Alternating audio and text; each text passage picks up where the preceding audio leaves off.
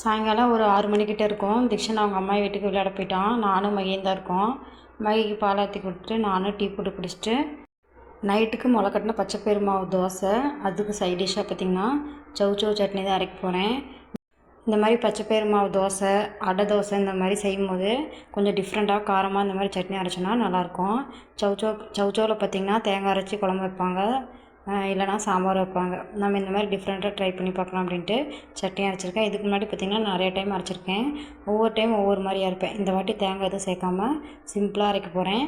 நான் பார்த்திங்கன்னா ஒரு காய் ஃபுல்லாகவே எடுத்துக்கிட்டேன். ஒரு காய் ஃபுல்லாக எடுத்துட்டோம் அப்படின்னா அந்த டாமினேஷன் அதிகமாக இருக்கும்போது ஃப்ளேவர் நல்லாயிருக்கும்.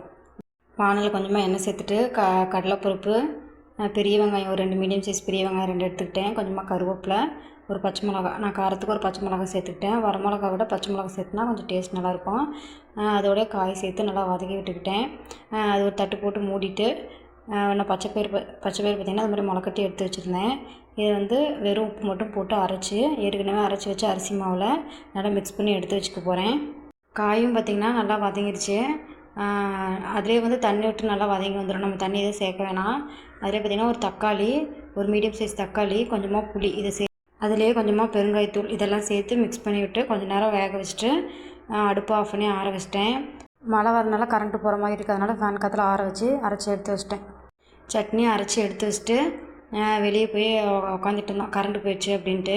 அப்புறம் பார்த்திங்கன்னா கொஞ்சம் நேரத்தில் கரண்ட் வந்துச்சு. சரி வெளியே உட்காந்துட்டுருக்கலாம், திக்ஷன் வந்துடுவோம் அப்படின்ட்டு. அப்புறம் திக்ஷனும் பார்த்திங்கன்னா கொஞ்சம் நேரம் கழிச்சு அவங்க தாத்தா கூப்பிட்டு வந்து விட்டாங்க. ரெயின் கோட் போட்டு ஓடியாந்துட்டான். இடி மின்னலாக இருக்குது அப்படின்னு டிவியில் ஆஃப் பண்ணிட்டேன். மகி உள்ளே உட்கார மாட்டேன் அப்படின்ட்டான். நானும் அவனோடய வெளியே வந்து உட்காந்துட்டு வேடிக்கை பார்த்துட்டேன். தேங்க்யூ ஃபார் வாட்சிங்.